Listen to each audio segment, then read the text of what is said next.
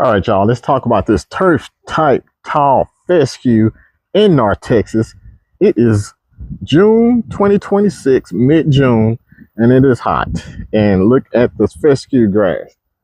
Look at this fescue grass.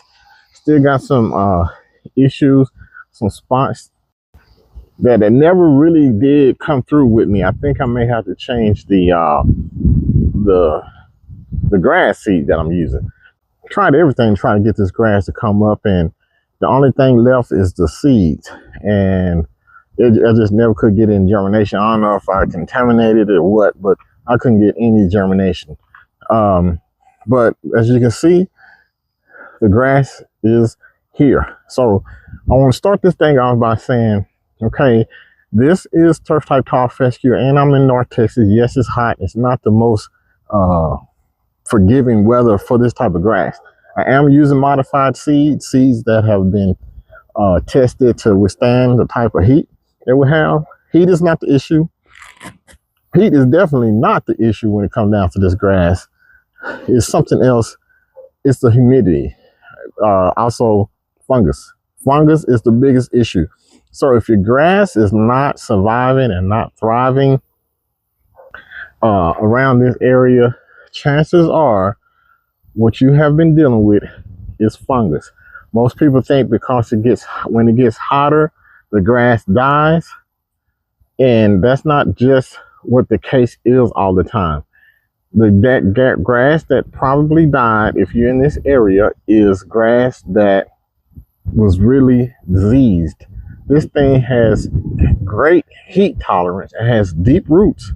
It can withstand it, especially up under trees. Now, the areas that are in full sun will struggle the most from heat stress, but all of it will struggle from fungus issues. And as I said it before, there's two types of fescue, the one that had fungus and the one that's going to get fungus. So with that being said, there are some things that I've learned over the course of years of doing this grass. And I noticed a lot of other YouTube people who are doing it, who have not jumped on the bandwagon because it just goes against everything that was taught. Nobody wants to just go organic. I don't know what the big deal is about being organic when it comes down to your lawn. It's just grass. I don't treat it like, I just don't treat it with chemicals like that anymore, because the chemicals is what's giving me the problems. It was giving me the fungus issues all related to the chemicals that I'm putting on the lawn. What I know about grass is grass it does everything through the microbes. So when it's fighting fungus, it's actually using the good microbes in the lawn to fight the bad microbes in the lawn. But the chemicals that we're using, we put so much stuff on our lawn that our microbes are compromised. So what I try to do is to use less chemical as possible. So that means my fertilizers, I only use the organic variety, like Milorganite, cow manure, or even chicken manure mixed with chicken manure. Very little synthetic fertilizers. And of course, I do all the other stuff, like I keep the yard cut, and I mulch in the clippings, I mulch in the leaves, I keep organic matter in the lawn, and I try to use neem oil. Neem oil is one of the things that I use. And then of course, when fungus pressure is so great like it is right now, I use the propiconazole and azoxystrobin. So I'm getting ready to put a round of azoxystrobin, propiconazole, and I'm using neem oil anyway. I'm using the neem oil at 1 ounce per 1,000 square feet. So I'm gonna got about 10,000 square feet of turf type tall fescue. So I'm going to put about 10 gallons in my sprayer, and I'm going to run it through along with the fungicide and try to keep it going. So I've got all the other stuff on it already. I've got some hydrotane going.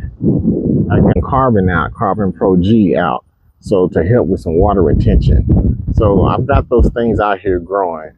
And you know, here it's super hot right now. This grass is here. It's looking good in the shaded areas as well as the sunny areas. And like I said, this is North Texas. Most people have probably killed it back in the day. Years ago, I would have killed this grass, been already out of here. I've been shot, have been done, but that's before I knew about maintaining it and going pretty much organic.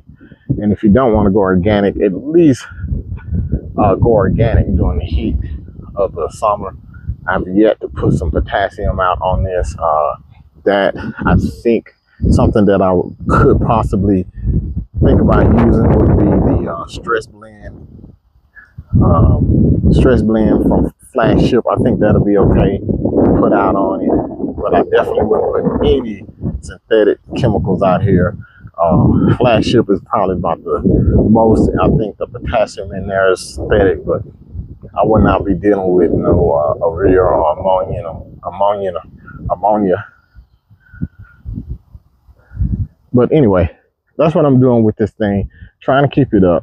It's Texas, it's hot, it's the summer, and we're gonna, how long can I keep this up? I think all the shaded areas, that won't be an issue. The most areas that I'm gonna be concerned about is gonna be this area here in the sun. Other than that, what I want the grass to go dormant instead of die.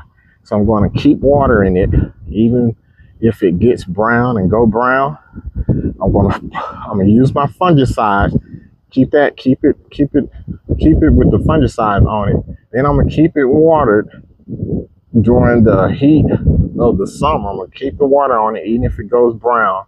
So I want it to go dormant instead of dying. That's the goal that I'm going to try to do here. So then, we'll be coming up on trying to reseed again in the fall.